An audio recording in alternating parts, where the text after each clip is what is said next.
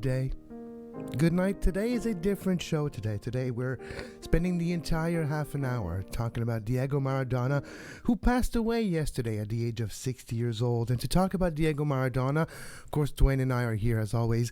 Joining us, one of the most famous South American soccer journalists from Abiro Sport and other great places. Thank you, Juan Arango, for joining us this morning. I know it's a difficult situation with the news of yesterday, but thank you for joining us this morning.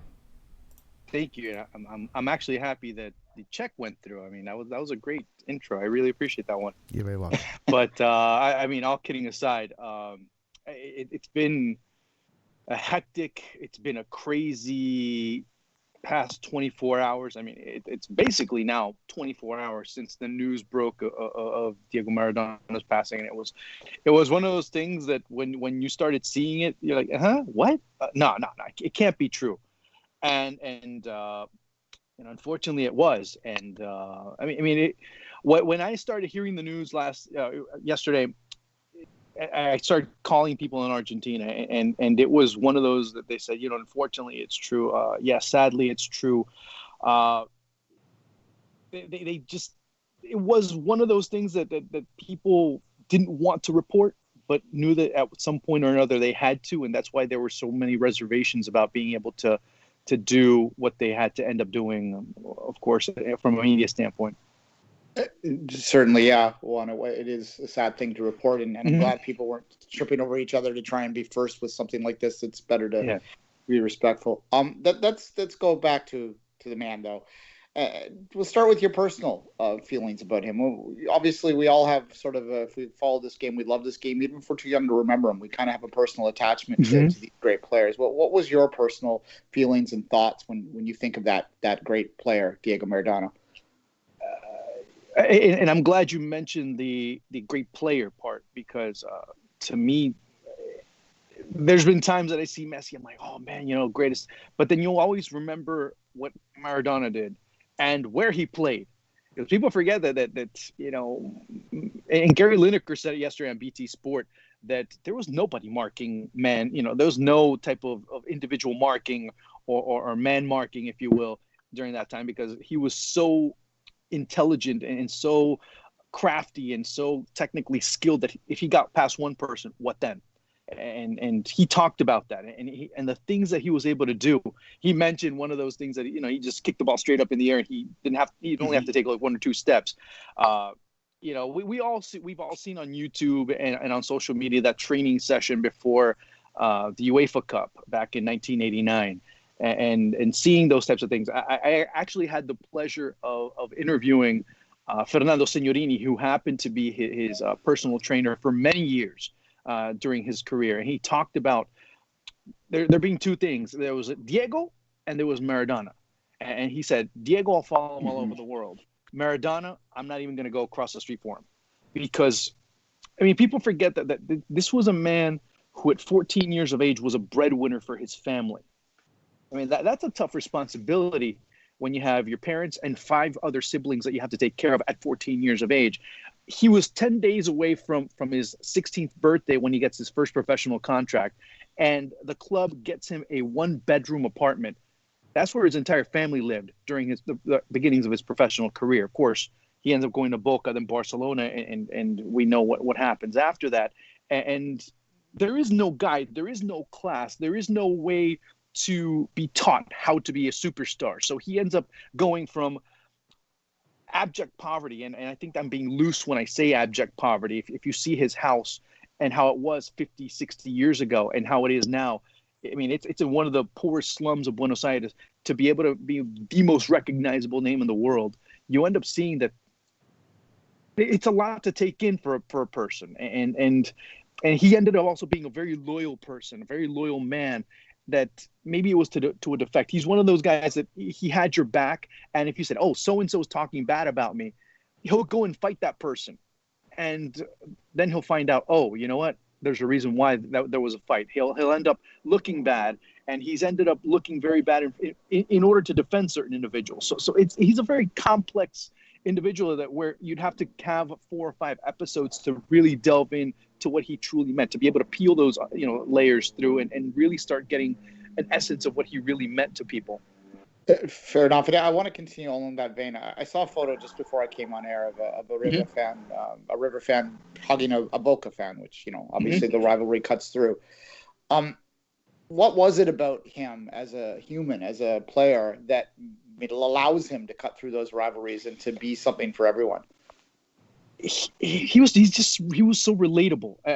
And the best example I can give you is, you love your brother, right, Duane? Right, Kevin? Of course, yes. Yeah, it's those types of things. And your brother, just like, they love you, and they love you despite your virtues, despite your shortcomings, despite your assertions, and despite your misses, right? Sometimes, the answer is obviously yes. And that's kind of the relationship that he's had with the Argentine people, that, he's given them so much joy. He's given them a sense of pride. Understand that in 1986, Argentina was not the best place for Argentines. Many were leaving the country in droves because of inflation, because of the wounds that were still very fresh and open after the military dictatorship, where hundreds of thousands of young people, basically a whole generation, was scarred because of the military regime oppression. And on top of that, many even went to war and didn't even know why. And as we saw in the end, both sides of that Falkland Islands, Malvinas War, however you want to call it, ends up being pretty much a situation where both governments wanted to posture themselves. The English government on their end doing their thing, and the Argentine military regime doing the same thing on the other. And there were a lot of young kids that ended up losing. I remember I was 5 years old, but I still remember the Argentina-El Salvador match. And Osvaldo Ardiles ends up scoring a goal, and he just breaks down and starts crying because 3 days before, his brother died in action during the Falkland Islands War. So, again, all of these things are going on. And with Maradona, his attitude that he was so fearless, had this reckless abandon when he was on the pitch. He'd get hit, he'd come back up. He'd get knocked down, he'd get dragged down. People, you've seen those old videos of the challenges that players of old ended up having, and compared to what's going on today. And he'd get right back up. And that's what ends up being such an interesting part of Maradona as well, that despite that, he was the one that would run into battle with the flag, the Argentine flag. And people respected that, and people loved that. And that the hand of God was more of an up yours to society and to the English and to whoever else was the quote unquote enemy at that time. But the goal after that, the greatest goal ever, as many call it, that was that cannonball shot, if you will, that said, okay, we got you back. And there was a sense of pride. There was something that uplifted the Argentine community, Argentine society after that World Cup. That there was a sense of, hey, you know what? I'm proud to be who I am, or I'm proud to be where I come from. And he had a lot to do with that back in 1986. You mentioned the goal of the century in tackles. I've been maybe seeing this goal 300 times since yesterday, and just before he shoots at the 6-yard line, there's an English defender comes in 2 cleats up, willing to break his ankles, missing him, and he scores. Interesting. And he talked about it too when he said, hey man, Terry Butcher came in, and when he hit me, I was in so much pain, but the adrenaline of the moment, getting past Peter Shilton and scoring that goal, I didn't feel it. It was the following day where I was in total pain. But yeah, you're absolutely right. He came in and he was trying to break his legs. And since then, he doesn't like Terry Butcher, because every time he had a chance to talk bad about Terry Butcher, he did later on in his managerial career, especially in 98 and 2000. Now, I just want to go back to one thing. You mentioned Diego. So Diego, the soccer player, one of the best ever. Maradona, the personality that maybe like the cameras a little too much and other substances too much. But Diego, and one moment that's really been touted since his passing yesterday, it's his seasons with Napoli, his 2 Scudetto in 87 and in 1989. I know you have a soft spot for Serie A. Having been played there for yourself, what can you tell us about the exploit of having Napoli at that time, the poorest city, not only in Italy, but maybe some would argue, say, in Europe, getting the best player in the world, and him sparking the imagination of a generation of Napoli fans? You know what? SF Capadia did such a great job with his documentary, and it showed even more so how the south of Italy, the quote-unquote south of Italy, if you want to include Naples, was treated. I mean, I don't know if this is PG or not, so I'm not exactly sure how far I can go. But, there you hear Juventus fans in the stand saying, hey, Napoli, wipe your ass, go take a bath. They treated them as the lowest common denominator as far as human society is concerned. And they were the poor ones. They were the ignorant ones. We're, up north, we're, bougie or whatever you want to, we're better than you, in other words. And what Maradona was able to do there too is say, hey, we can compete. And Napoli was barely known as a club, much less, how it is now. That's it. And you see it today. I mean, today in the Europa League, 15 minutes before kickoff, the entire city is going to be applauding Maradona right before. I mean, so all of a sudden the Europa League match tends to go in and have a second tier in terms of importance in that city, despite the competition that they're disputing right now. So it tells you a great deal of what he's been able to do. The churches and the little monuments and everything around the San Paolo, or the Diego Maradona, as the mayor of Naples announced yesterday and also today. From an Italian standpoint, he changed Italian football, and he was at the center in a team that no one knew, that was competing against one of the greatest teams in Europe of the early 80s, and arguably on the other end, the greatest team that was ever assembled in that Arrigo Sacchi AC Milan side that won back-to-back Scudetti and also won the European Cup in back-to-back seasons. So again, this team, this unprobable story ends up becoming so romanticized and has Napoli gain a lot of fans because of him. There's still fans. I mean, if there's a team that I support and said, yeah, I truly can't say I do, but if you were to put a gun to my head and say, hey, which team in Serie A do you support? I say Napoli, and because of him. And now I'm not saying that Diego Maradona is my all-time idol in terms of football, but he had a lot to do. And I was talking to Max Bretos yesterday, who's one of my broadcast partners in Copa Libertadores. He's saying, Maradona's the one that made me fall in love with football. And to me, he made me fall in love with being a rebellious football lover.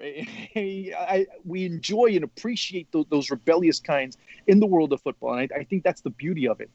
You mentioned the rebellious aspect, and I want to take it there because it's always something that, for me as a kid who did not necessarily like to be told what to do, I can't say I like it today either. I was always like, here in Quebec, I had like Patrick Roy or Jacques Villeneuve, so stars that were a bit outside the fringes in how they were behaving themselves, not always doing what's best for them, but doing what they think is best. And sometimes they don't coexist, and you do make mistakes, but you have a certain amount of love and passion that people fall in love with. And you mentioned falling in love with. A lot of soccer journalists and soccer players have been mentioning since yesterday that Diego Maradona was one of the reasons why they fell in love with the game, because they could relate to his story, but relate to seeing him out of play. It was fun. There was a joy. There was something interesting to watch. When we look at players nowadays, I look at Cristiano Ronaldo, and yes, he celebrates. He's looking like he's having fun performing, but he's not looking like he's enjoying playing the game. Looking at Messi, he feels like he has the pressure of 3 whole planet on his shoulders to succeed, and it doesn't seem like fun. When you look at Maradona, even in the goal of the century, or losing the Scudetto in '88 in weird controversial circumstances, he found a way to make a joke, found ways to have that passion. How important do you think it is for players to enjoy themselves and to enjoy the game and maybe take a little something off the book of Maradona? He I mean, more than enjoyed it, he lived it. In later on in his life, when the more distant he was from the game, the more miserable he felt, the more upset he was. Being able to continue coaching in Mexico. He talked about the joy that was there. You'd see him dancing, although his knees were completely shot. He was dancing in the dressing room with the players. Coming into Gimnasia, he was just so happy just to be able to step on grass and talk to players and talk shop. That's what he wanted to do. And if you wanted him to be happy, you talk shop with him. You talk football with him. And he would sit there and talk for hours. And this is not me. I mean, I can't go and say that I know him personally. I do not. But people that have been able to experience and break bread with him have been so adamant in that particular theme of his life. Even Fernando Signorini will talk about, he just wants to talk football. He wants to be in football all the time. And that was one of the things that happened. Now, his persona, that ended up being something completely different and ended up being a slave to those demons that end up emerging. But for him, his true love, his one true love was football. Juan, you mentioned the documentary, the HBO documentary that came out last year or earlier. Yeah. And if you haven't seen it, folks, seek it out. It's on Crave here in Canada. You can get it, I think, on HBO down in the States. Look out where you can get it elsewhere. But it does a brilliant job of really portraying those Napoli years, which were a whirlwind, to say the least. It also does a great job of breaking down sort of the fall of Maradona at the end and shows how much he became a hated figure in Italy after the 1990 World Cup and Argentina defeating Italy in that semifinal. Was it just as simple as sort of jealousy that made him so hated at that point, or was there something else going on in your mind? Oh, the documentary pretty much stated all the points. Just the fact that, in Naples playing against Italy, and obviously he felt betrayed, and you saw him, cursing the Neapolitans. You saw him and his motivation, and he knew that there was a sense of something that was going to happen. And in his eyes, that 1990 final, he always said was his greatest regret, to not win that third World Cup for Argentina and coming up short. He had said, hey, if we went to penalties, I think we had a shot, but things didn't work out. For him, that was one of the biggest regrets of his life. So in terms of what happened afterwards, it was just bound to happen. When you're involved with people like Carmine Giuliani, when you're involved with the Camorra, when you're involved with, the higher spheres of Italian society and Italian politics, you're going to be secure until you're not. I mean, it was just bound to happen, especially when you start to see what was going on in Italian society at that time. He just happened, maybe not the fall guy. I think fall guy is a bit of a bit of a misnomer, but to be able to consider him a person that was part of a big situation, a big investigation. Yeah, and he fell into it because there was a lot of things that he was also guilty of. So let's not try and keep him scot-free of what occurred. But at the same time, it wasn't him being the only problem in terms of what ended up happening. Well, and the year suspension was unprecedented at the time and still seems a little harsh. And ultimately, I think might have indirectly led to the downfall that we saw over the years. And it is impossible to talk about Maradona fairly without being fair and looking at him as a human. And he was a flawed human. And he was a human that struggled with addiction. And I wonder, how great could he have been had that demon not been there in your mind? Could it have been another 10 years of him? Or was this just a shooting star that was bound to fade eventually? Well, I mean, I don't know about shooting star. He ended up finally retiring at 37. But those mid-90s, what would have been? I don't know. I mean, maybe we would have seen another World Cup. But I mean, I don't answer that. I don't think I would be able to be the best one to answer. He was the one that answered it the best. He's like, imagine what type of player the world missed out if I wouldn't have been, consuming what I consumed. So there was a recognition of it. Now, there was a willfulness to be able to overcome it. He overcame it a lot of times. There was in the past 15 years, there were a lot of times that you saw him and he was super fit and he was doing very well. It was just that he would get knocked down. And again, just like anyone else, whenever someone with some type of chemical addiction ends up getting knocked down, ends up having a bad moment, what's always creeping in, what's always being whispered in their ear mentally, what's always that crutch that they've tended to go to. He's just like anyone else at the end of the day. And when he was up, he was up. When he was down, boy, he was down. And you saw it based on his health, based on his cognitive capabilities. You also saw it at times when, he was in good health. He was out there playing football, and you're like, man, this guy could still play. He was still being able to. When you saw him in 2010 in South Africa, this guy, he'll show, hey, Messi, no, this isn't how you do free kicks. This is how you do free kicks. That's where Messi ended up taking off in that category. So again, he's just like anyone else who had those types of problems, who's had to overcome those type of obstacles. It's funny you mentioned 2010. That's exactly where I was going, Juan. I wanted to, before we say goodbye, I wanted to touch on his biggest managerial stint, I would say. So bringing Argentina to the quarterfinals of the World Cup in 2010, losing to Germany, which was a difficult, of course, task to do. But in 2010, for a player, former star with not the most amount of experience as a manager, took a very young Argentinian team with the likes, of course, of Lionel Messi, looking like he was 8 years old at that point in 2010, and made him to the quarterfinals and was engaged and was a big factor in the 2010 World Cup. The press conferences, how he handles everyone. We talked about Terry Butcher earlier. There's a famous press conference where he's asked questions about that, and he's not necessarily... He's engaged, and he's talking like Diego. He's saying not the things that he needs to say. He's saying what he wants to say, and it was beautiful to see. Do we look at 2010 maybe making him... Do we underrate him as a manager? Was he maybe better than we think, at least at that moment, at that tournament, what he did for Argentina? Was it surprising to you to see Maradona be a good manager in 2010 for the Argentinian national team? That's a good question. I don't know about a good manager, but I think a good communicator, and the fact that he could have people relate to him and understand and he had the players to be able to execute what he wanted to do. From a decision standpoint, I mean, he decided to bring in Ariel Garcés over Javier Zanetti.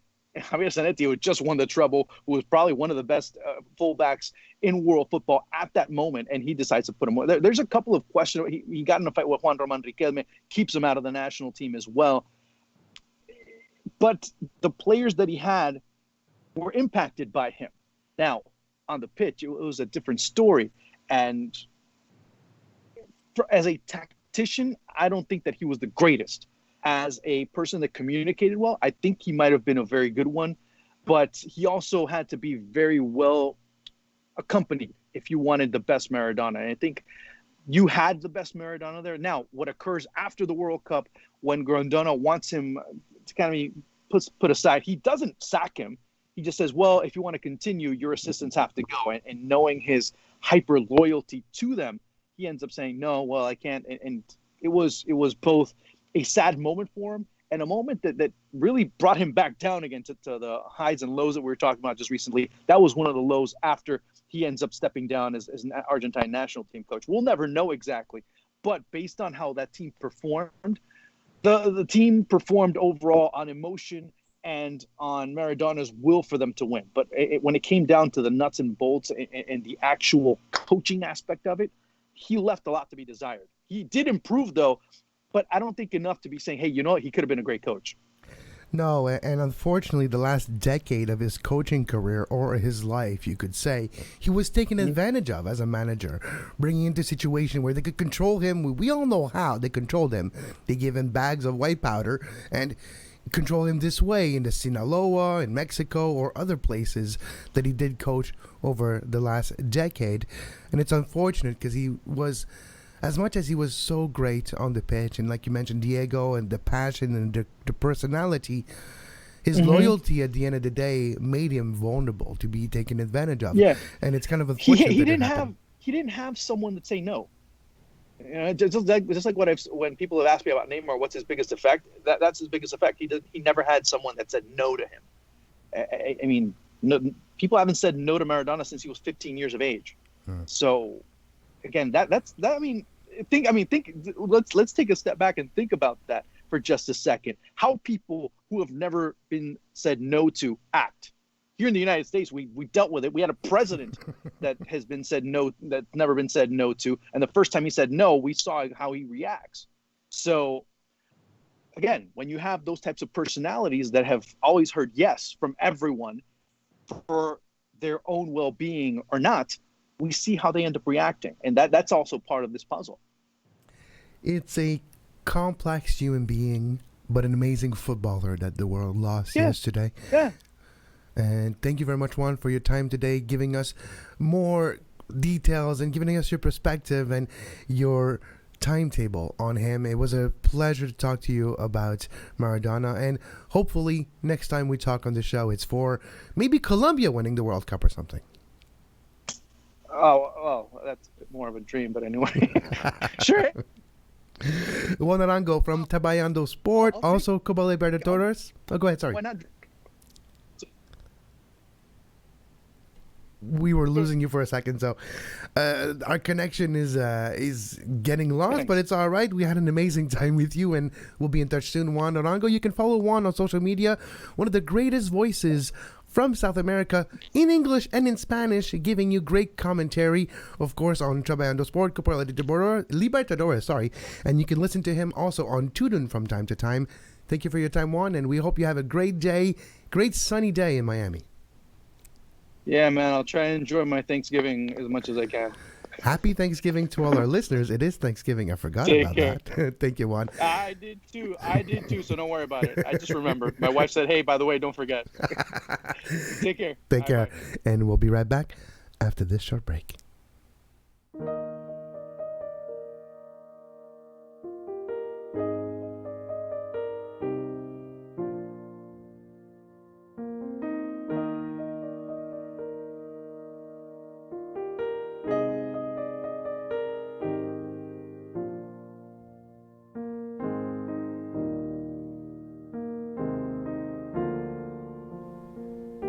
And we're back on Soccer Today. Kev Laramée with Duane Rollins on this Thursday. Doesn't matter the date today. We're talking about Maradona. We're talking about Diego. Let's talk about Maradona later. Let's talk about Diego today, Duane. Sure, which is a very complex individual, as we said. I mean, the documentary that I mentioned talks that very thing.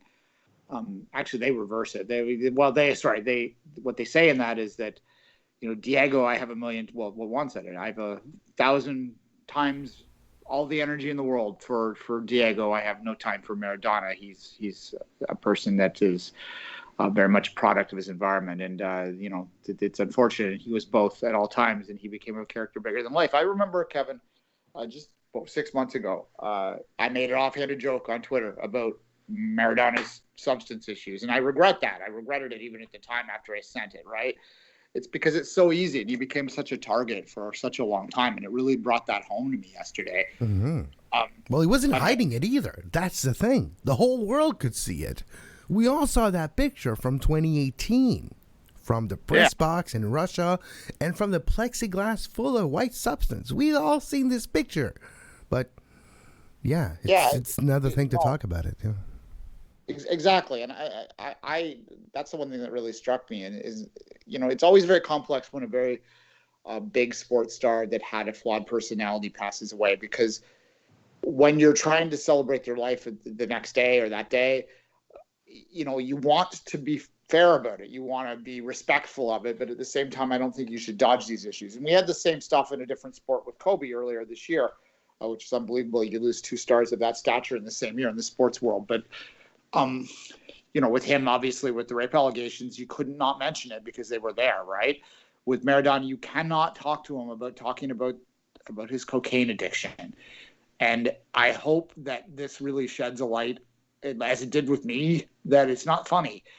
And we shouldn't have been laughing at it. We should have been screaming at him to get help for every day of his life. And I don't know if the people around him were, and I know that the world wasn't. Well, that's why I was, when we were talking to Juan, I was saying the last decade, he was taken advantage of. That's how I feel learning more about his story. Looking at that picture just a few months ago of Diego Maradona coaching in Mexico. Of course, Le Coq Sportif, he's always been attached to this company who was a jersey sponsor and jersey provider for when he won the World Cup. So that's why the teams that he managed usually are with that company, which is great. But his lifestyle when he was managing, and he was surrounded by enablers when we're looking at his drug consumption, his cocaine consumption. And we all know that it all stems from his Italy time. And before that, and when you become such a big star and you're involved with such high-profiled people in a place where there is also organized crime, sometimes they do, unfortunately, meet, and we saw the results. Now, let's go back. There's two periods of time I want to touch to you on with Diego Maradona, which are maybe the two moments in the history of his career, even in the story of his career, if you want to put it that way, that sparked the imagination worldwide. There is Estadio Azteca, 1986, that quarterfinal versus England, which led to them winning the World Cup eventually, with the two goals most known of his entire career happening in that quarterfinal, the hand of God, followed by the goal of the century. We've seen them by now. That's one of the time period I want to talk to you about. The other one is the Napoli 87-89 Scudetti, and also the loss of the Scudetto in 88 in controversial circumstances, with Napoli being on top of the table with 4 games to go, 4 points clear, losing the 4 games. AC Milan, a comeback, and they win. And it has been rumored and alluded to that back in the day, this was very weird because we had Maradona's car being exploded, players having their house robbed a few weeks before. So there's weird crime aspect surrounding Napoli's team in that area. And also, if you're looking at 87, how the mafia made their money back in the day. Yes, it was drugs and it was racketeering and it's that, but it's also black market gambling. And in that black market gambling, that year, it cost them a lot of money when Napoli won the Scudetto because they were not supposed to. AC Milan was supposed to be, well, it was the best team. They were supposed to win that year. Everyone had their money on them. So the odds for Napoli were really high and it cost the mafia a lot of money. So in 88, there's a sense that they wanted to get away from that and wanted to change it so that they didn't have to pay billions of lira to all the people who bet on Napoli to win again in 88. So those time periods are different, but would encompass pretty much the two moments that we think of when we think of Maradona's career. For sure. I mean, look, you can't have a conversation about Italian soccer without having a conversation about the influence of match fixing within it. So you can draw your own conclusions. Lots have been spoken of and written about on that subject over the years. For sure, those are the two areas that Maradona is most known for. Would absolutely be the two that you mentioned, and certainly a lot of the English language coverage of his death focuses on the hand of God, and winning the World Cup in '86. There's the England tie-in to it, and that certainly plays a role in that. Look, the hand of God is one of the most iconic sports moments of the last century, like top 10, 100%. Like it's one of the most known sports moments out there, and it plays a role in the perception to this day of Latin American footballers in the English-speaking world. And it's not a positive connotation necessarily, and it really does actually, if you want to break that down from a sociological standpoint, it really does explain a lot of things about how people view things like diving in the sport, right? It's in the parts of the world where Maradona is the most popular, taking advantage of the system, getting one up on the authority is considered a positive virtue. In the parts of the world that we mostly speak to, it is considered cheating, right? And that's something that he played a major role in. Yeah. And, you're right. Sorry, go ahead. Yeah, well, the other thing too, I watched back that game about a year and a half ago. England did not lose because of the hand of God. Let's just say that. They lose because they vastly outplayed. Yeah, they couldn't defend. Like, if one player runs around all your other players, and the only way you can think of stopping them is by Terry Butcher sliding 2 cleats up to break his ankles at the 6-yard box where it's already too late, yeah, you done messed up way before that. Yeah, no, England was very badly outplayed in that game, and it also, not to get into the English side of it here, but it also played a big role, I think, in the kind of how the game was moving in a different direction at that point, and I'm not sure the English people fully came to grips with that until, well, much later, and now until this sort of year, becoming full. like until Yeah, well, 2018. Yeah, that's when England started to be good again. But yeah. one thing that is a bit under-talked, if that's even a word, that is under-scrutinized when we're looking at Diego Maradona's career, his time with FC Barcelona, but also his time later on after the suspension for drugs, the drug test, that 1 year suspension, and of course then he moved to other teams and some not as good team, and he had time with Sevilla, which was not that great, and eventually his last time with the national team, and we all seen the pictures of him just a little chubby, scoring a goal, running towards the camera and yelling at the camera like he was insane. I'm still scarred by seeing that in the highlight package in the mid-90s, those were the times. But looking at Maradona's overall achievements, and yeah, it's easy to say, oh, what kind of player would he have been without the drugs? It's like saying, oh, how good would that person have been without injuries? And how good would Brazil would have been in 98 if Ronaldo wasn't injured for the last game, or blah, blah, blah. It's easy to say that. Those are questions we'll never get the answer. What we can get the answer, though, is looking at the actual career and looking at Maradona and what he did do for a nation, for a country, how he gave confidence to that nation in a time where they didn't have a whole lot. There was, I'm really happy we had Juan on the show because he gave us some geopolitical background on when Maradona was becoming a superstar. And that geopolitical timeline is important because it does reflect also a nation that struggle and military defeats and not doing well. And when that happens, a bit the confidence and the conscious confidence goes down.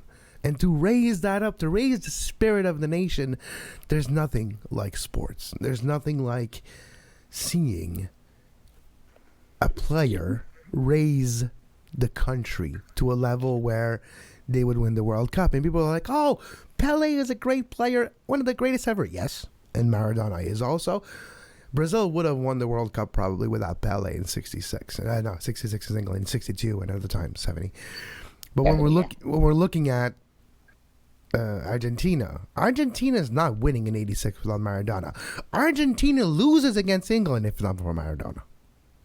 Perhaps. I mean, you're probably I know you're too young to remember the Falklands War.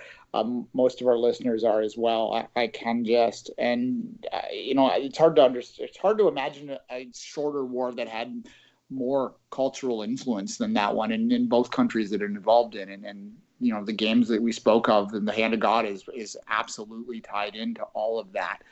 And if you don't know much about it, there's lots of stuff out there. Hell, The Crown just put an episode on it just last week. It dropped, so you can even watch that. Wow, the timing of it. It's the timing is weird. There's a lot of weird dates yesterday too that happened. That it's like he passes serendipitous. There's a lot of serendipity in the world, which is a word that doesn't really mean anything except when you can maybe draw correlations between events that has no correlations between, but a bit of what happened. And it's funny how you say that because now we're looking at Maradona. He's still revered in two places in the world. Like, if you go to Napoli, if you go to the Nonna's houses and kitchens, you'll still find the calendars and the clocks that were made in the 80s of him as a saint. And literally, he is worshipped as a saint in some places in Naples, in Napoli. Also in Mexico. And Estadio Azteca, I was there in 2015 for the Impact's CONCACAF Champions League final. I visited the entirety of Estadio Azteca, and there's multiple places where, not that it's not official statue or anything like that. No, it's by the people for their own stars. So Estadio Azteca is so big. You can see here images of the final in '86 and seeing Maradona raise the trophy. It's huge inside. At that point, you can fit 200,000 people in the stadium. There's an amazing, huge parking lot around it. But surrounding it, there's a big concrete fence. There's about 3 feet, cement block fence with 3 feet of thickness with barbed wires on top. And it's been hand-painted all around it with biggest moments in the history of the Estadio Azteca.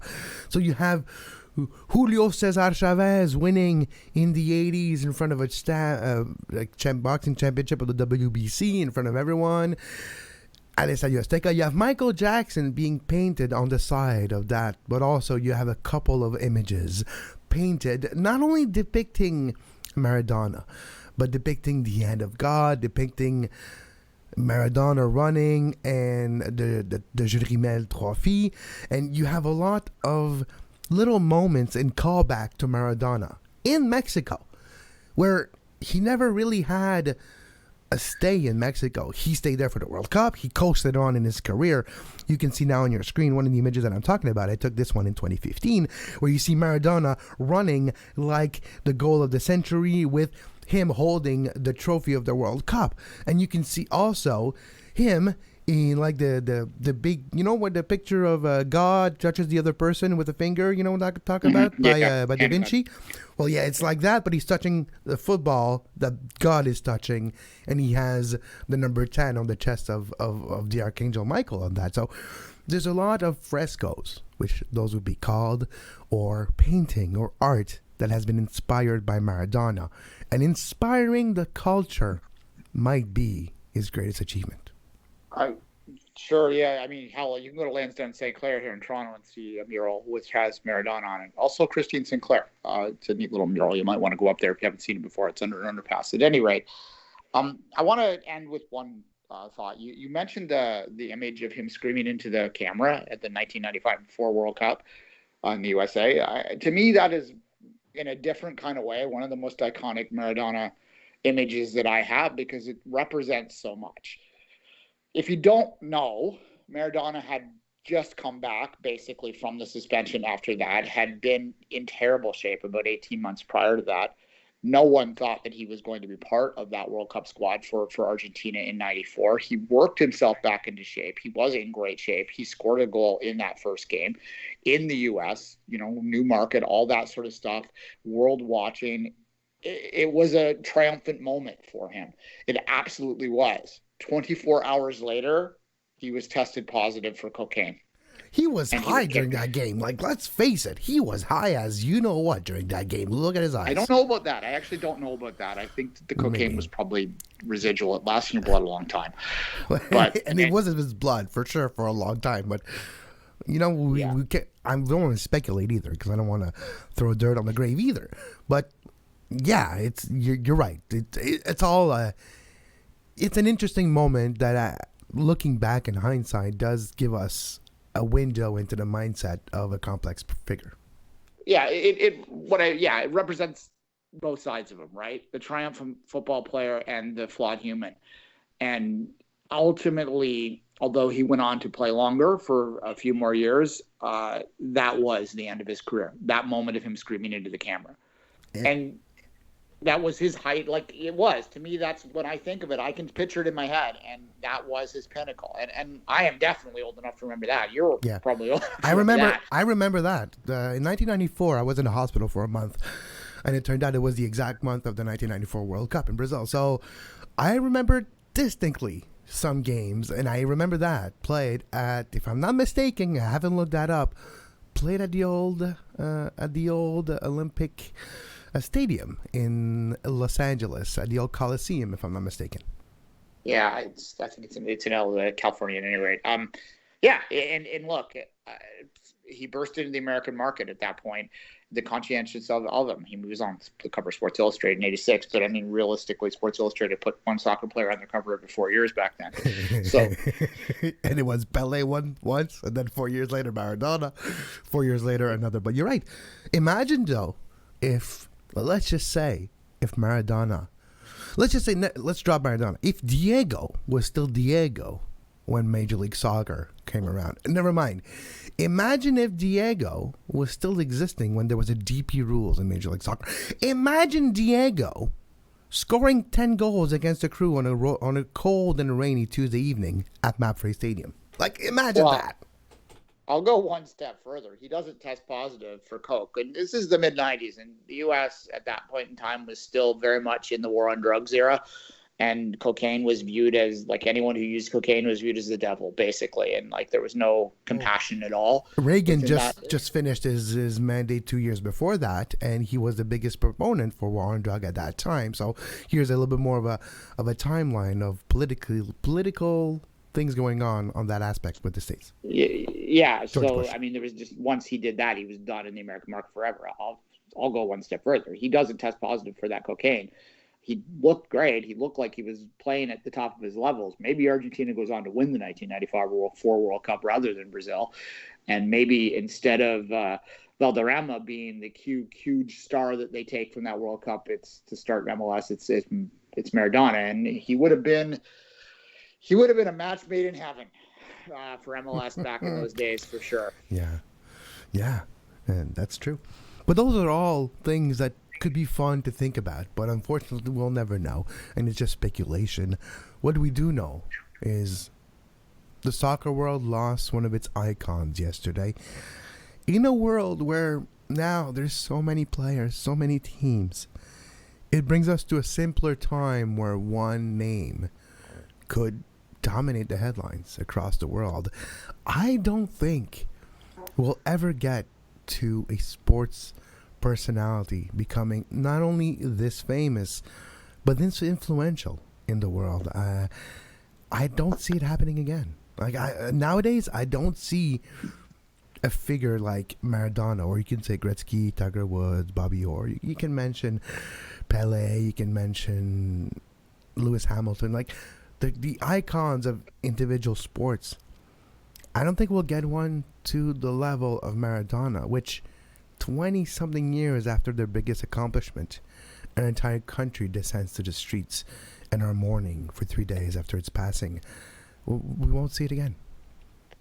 The sports world's too splintered now. I mean, just look at the decade-long debate that we have now, Ronaldo versus Messi, right? Like, you're in one of the two camps. I don't know, if Messi, obviously there would be a huge outpouring of grief if either one of those passed away now, but there would also be people that would be, screw him, he's from that team. And that just didn't exist on the same level, I think, then. Obviously there was passions. We talked about Napoli already in the show, and again, if you haven't watched the documentary, go do so. It really does illustrate that Serie A of the late 80s and what it meant and the passions of the communities. But there just, I think, was a greater appreciation for these global stars, and to burst out back then too, without the internet and conflicting ideas out there. It just was a little bit, once you got out there, you were out there, and your legend lived on a little bit more. I think we suffer from too much exposure now. Yeah, I agree. Too much exposure takes those legends down a little bit, so that they lived on in mythhood back then a little bit more. Imagine Diego Maradona living in a world where everyone has a camera on their phone 24/7. Yeah, we don't have the same background story on Maradona, I believe. Well, I mean, again, not to sell HBO, they don't need my help in promoting themselves, but that documentary has a camera crew following them around through all of those Napoli years, which was just, you'll use serendipity for a second time in the show. It was just serendipity that they happened to have this footage and then no one used it. It was kind of like The Last Dance, right? Like, it was just there. And someone said, oh my God, I'm sitting on a gold mine here, and pieced it together, because that's kind of what it would have been like, only 10 times more, and it would have been out instantly instead of 40 years later. And you know what struck me watching some part of that documentary, getting ready? That black fur coat that Maradona has when he comes out of a hotel once, man, that looked good. I'm not necessarily pro fur, but get me that jacket. I'm all about glamour, Yeah, there you go. There's a little if you come to Toronto ever again, Kevin, I'll show you a little shop here in Toronto where you can pick up used furs. Some of them from your university that you live in. Yes. You know the stores. Yes. There's a lot of stores. Well, fur trade in this continent started here, people. so that's why we have people living on this continent. Fur trades. Go back to my history books of the Baydots and Company if you want to look into it. But it is something to behold, though. The fashion of Diego Maradona, yeah, it's a beauty. He was forward thinking, sometimes backward thinking, sometimes a victim, sometimes a pioneer, a flawed human being that inspired us as flawed human beings. It's okay to have idols that are not perfect, because we are not perfect. You just got to choose what you take from your idols. And please, stay away from cocaine, people.